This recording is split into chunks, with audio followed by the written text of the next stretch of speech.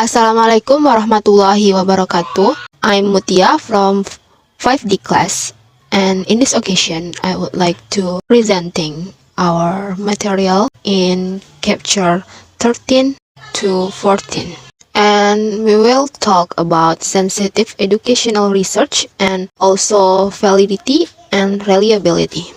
Okay, first of all, about sensitive educational research. What is sensitive research? Sensitivity, however, can come from a variety of places such as context, for example, taboo or emotionally charged areas of study. From Fair Bureau, such as criminality, deviance, sex and sexual abuse, race, bereavement, violence, politics, policing, human rights, drugs, poverty, illness, mental health, religion, and the sacred, lifestyle, family, finance, physical appearance, power, and vested interest. Sometimes, all or almost all of the above problems arise simultaneously. Sometimes some research is not dangerous, but it can also be sensitive. In some situations, the actual activity conducting educational research itself may be sensitive.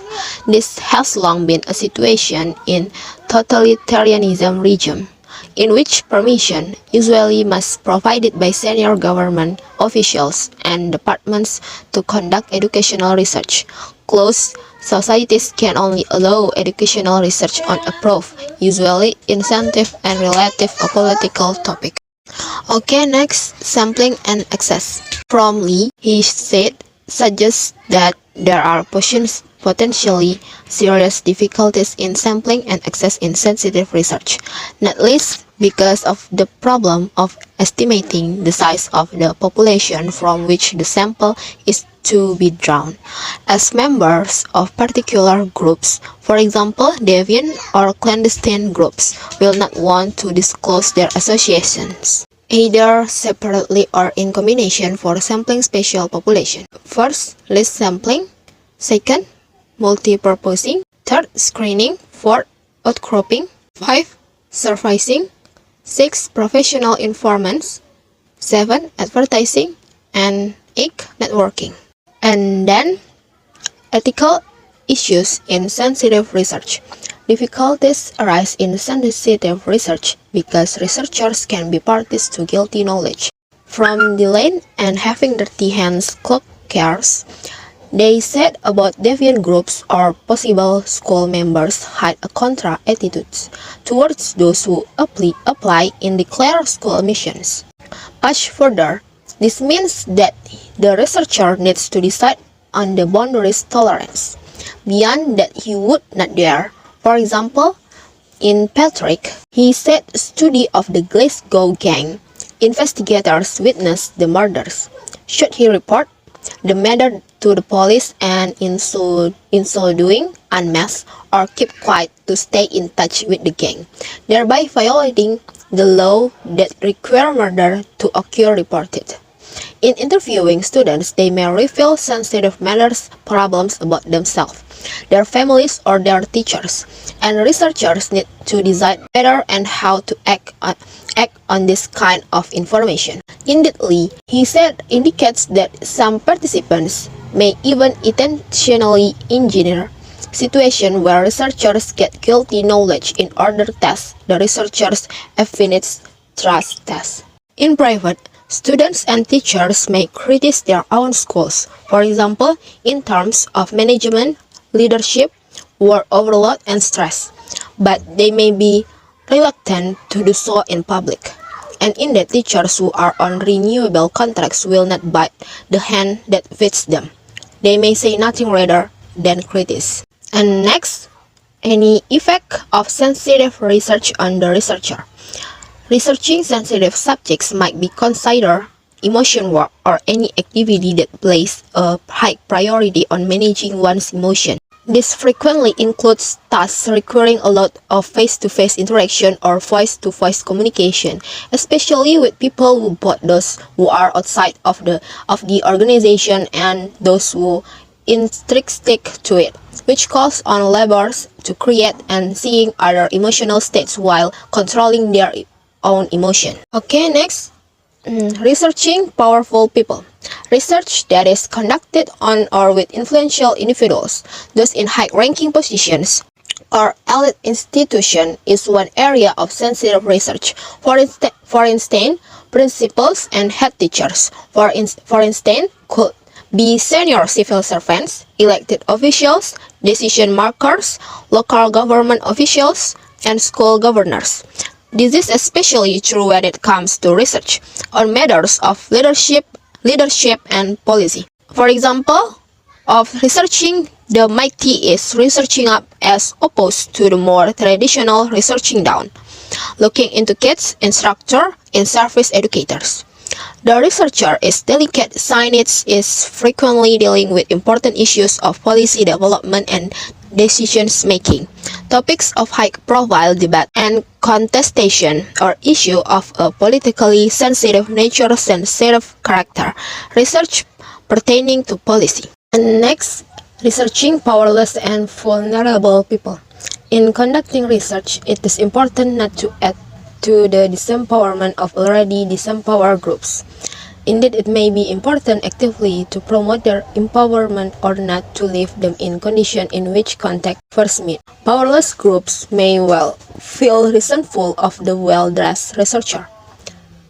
Even if the researcher intentions are honorable, or they may feel unable to disclose their true feelings and opinions for fear of bringing yet further negativity to their own situation. They may feel antagonized if interviews are conducted in well-kept surroundings which are very different from their own. Indeed, for many, an interview may be the first occasion in their lives that they have experienced such as an activity. And next capture about validity and reliability. And validity is a crucial component of successful research.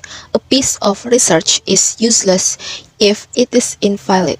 Regarding validity, the definition of what validity entails, how to determine if something is reached a sufficient level of legitimacy, how to deal with validity in terms of research, and how validity is incorporated design, the deductions and judgment. According to some definition, validity is the degree to which data interpretation are supported by the theories and supporting data that are being employed. Identify four main kinds of validity. First, construct validity. Second, statistical conclusion validity. Third, internal validity. And fourth, external validity. And next, validity in quantitative research. In much quantitative research, validity often, but not always, strive to faithful to several features.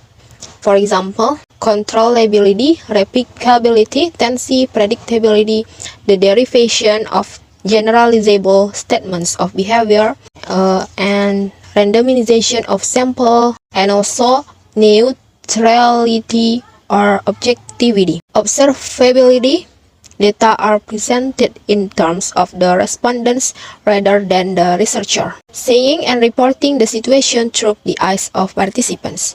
Respondent validation is important. And the last, catching agency, meaning and intention are essential. And next, validity in qualitative research.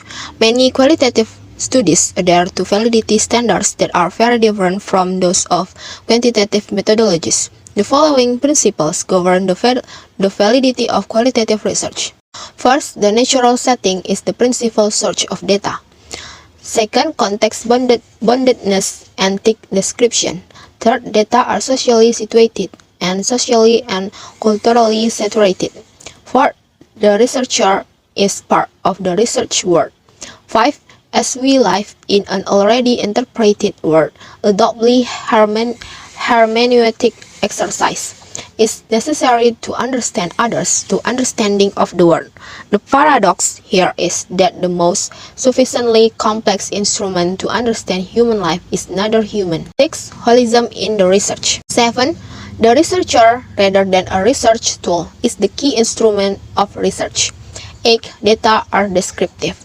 9. There is a concern for process rather than only with outcomes. 10. Data are analyzed inductively rather than using a priori categories. 11. Data are presented in terms of the respondent rather than the research. 12. Seeing and reporting the situation through the eyes of participants. 13. Respondent validation is important. 14. Catching agency, meaning, and intention are essential. Validity in mixed method research. There is a case for specifying particular validity requirements for mixed methods research, even though each technique must adhere to its own individual validity requirements in both quantitative and qualitative research. From Johnson and Onwubuchi argue for the replacement of the word validity with they list 9 primary sources of legitimation in MMR. Claim the authors represent an effort to address issues with the MMR. First, representation, using largely or only words and pictures that catch the dynamics of lived experience and unfolding urgent situation. Second, legitimation, ensuring that the results are dependable, credible, transferable, plausible, confirmable, and trustworthy. And third, integration, using and combining quantitative and qualitative methods, each with their own, sometimes antagonistic canons of validity. Example, quantitative data may use large random samples, but qualitative data may use small, purposive samples, and yet they may be placed on an equal footing. And next, about reliability. Reliability is essentially an umbrella term for dependability, consistency, and replicability over time, over instruments, and over groups of respondents. Can we believe the research? Reliability is concerned with precision and accuracy. Some features, for example, height, can be measured precisely, whilst others, for example, musical ability. Reliability in quantitative research. Factors affecting the researcher or participant and the instrument for data collection themselves. First, reliability as stability. Second, reliability as equivalence. And third, reliability as internal consistency. Reliability in qualitative research. From Cleven, he suggests that qualitative research can address reliability in part by asking 3 questions, particularly in observational research. First, would the same observation and interpretation have been made if observation had been conducted at different times? Second, would the same observation and interpretation have been made if other observations had been conducted at the time? Third, would another observer working in the same theoretical framework have made the same observation and interpretation? And next, validity and reliability in interviews. In interviews, inferences about validity are made too often on the basis of face validity. That is, whether the questions asked look as if they are measuring what they claim to measure. One case of invalidity is bias, defined as a systematic or persistent tendency to make errors in the same direction, that is, to overstate to understate the true value of an attribute. One way of validating interview measures is to compare the interview measures with another measure that has already been shown to be valid. Convergent validity, discussed earlier. If the two measures agree, it can be assumed that the validity of the interview is comparable with the proven validity of the other measure. Validity and reliability in experiment. One fundamental purpose of experiment design is to impose control over conditions that would otherwise cloud the true effects of the independent variables on the dependent variables, so that causality can be attributed to the intervention in question. And next, validity and reliability in questionnaires. Questionnaires feature in many types of research, from surveys to action research. Validity of questionnaires can be seen from two viewpoints. First, whether respondents who complete questionnaires do so accurately, honestly, and correctly, and second, whether those who fail to return their questionnaires would have given the same distribution of answer as did the returns. Validity and reliability in observation. There are questions about two types of validity in observation-based research. Comments about the subjective and idiosyncratic nature of the participant observation study are about its external validity. Next, validity and reliability in tests.